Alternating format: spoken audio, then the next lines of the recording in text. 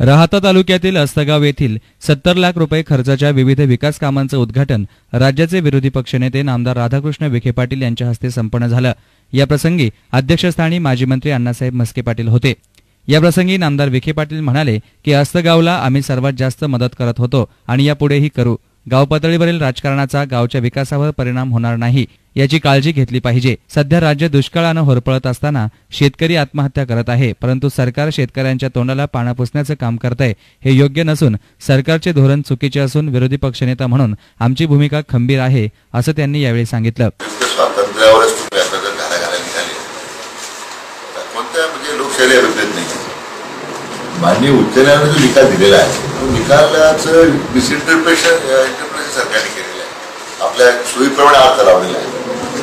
उलट माननीय उच्च न्यायालयाने स्पष्ट सांगितलेल्या निकालामध्ये की हा कायदा ही याची अंमलबजावणी करताना डिस्क्रिटली झाली पाहिजे, त्याचे नियम व्यवस्थित तयार करा। म्हणजे आज सरकार सगळ्या घडामोडी अपयशी ठरतंय आणि आज लोक त्यांच्या विरुद्ध बोलणार, आज विरोधी पक्ष आम्ही सरकारच्या विरोधात काही भूमिका मांडणार, म्हणजे आता तुम्ही राष्ट्रद्रोहाचा गुन्हा दाखल करणार का?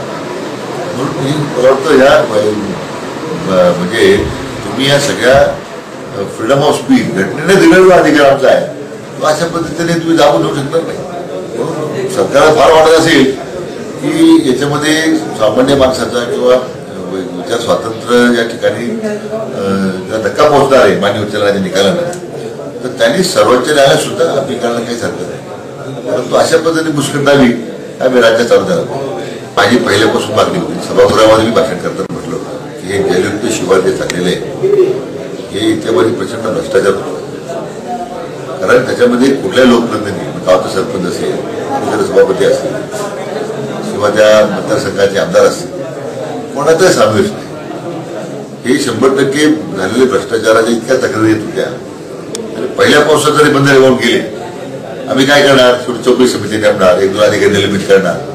शासनाचा जो खूप पैसा वाया गेला त्यापेक्षाही आज या टंचाईमध्ये या बंधाऱ्यातून जी शेतकऱ्यांच्या भागातल्या जनतेला मदत झाली असते ती सुद्धा होणार नाही। परंतु मुख्यमंत्री का लोकप्रतिनिधींचा समावेश करणं म्हणजे त्यांचा आक्षेप आहे मला माहीत नाही, परंतु लोकसहभागाशिवाय कोणतीही चळवळ यशस्वी होत नाही हे राळेगण सिद्धीने दाखवून दिले, हिवरे बाजाराने दाखवून दिले। हिवरेमध्ये अशा अनेक प्रकल्प आहेत जे लोकसहभागातून यशस्वी करून दाखवलेले आहे। जलयुक्त शिवार अधिकाऱ्यांच्या भरोश्यावर याचं शेवटी काय होणार आहे, हे असंच पाणी अडवल्यापेक्षा बंदरे होऊन जाणार आहे अशी आता स्थिती राज्यामध्ये आहे। एक प्रकारे सरकार दुष्काळग्रस्तांच्या आसू पुसण्यास अपयशी ठरले, पूर्णतः सरकारचं अपयश आहे। आमची मागणी त्यामुळेच आहे ना की स्वतंत्र एक विशेष अधिवेशन बोलवा, म्हणजे आम्ही विरोधी पक्षाचा सुद्धा सहभाग सरकारला या अतिशय तीव्र अशा दुष्काळामध्ये टंचाईमध्ये काय मदत करता येईल चांगल्या सूचना आम्ही करू शकतो, पण सरकारला विरोधी पक्षाला सुद्धा विश्वासात घ्यायचे नाही, तर या प्रतिष्ठेचा प्रश्न आजच्या काळामध्ये करण्यास काही अर्थ नाही। राज्य शासनात अनेक प्रकल्प जे आहेत हे आता कृषी विभागाच्या वतीने सुरू करण्यात आलेले आहे, हे गुंडाळण्याचा निर्णय घेतलेला दिसतो। एक तर नवीन आलेल्या केंद्र सरकारने योजनेचे अनुदान कमी केले आणि राज्य सरकारमध्ये दुर्दैवानं कुठल्या प्रकारचं त्यांच्यामध्ये एक भूमिका असायला पाहिजे ती अजिबात दिसत नाही। त्यामुळे आज कोरडवाहू शेती प्रकल्पाचे इतके चांगले निकाल पाहायला मिळतात, ते पुढे घेऊन जाण्याची भूमिका घेतली पाहिजे।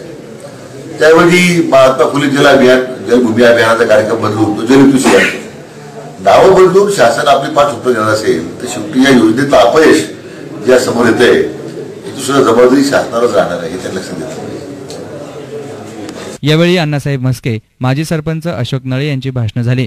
कार्यक्रमानंतर नामदार विखे पाटील यांनी गणपती कारखान्यास भेट देऊन कारागिरांचं कौतुक केलं। न्यूज रिपोर्टर शैलेश त्रिभुवन, S9 मीडिया, अस्तगाव।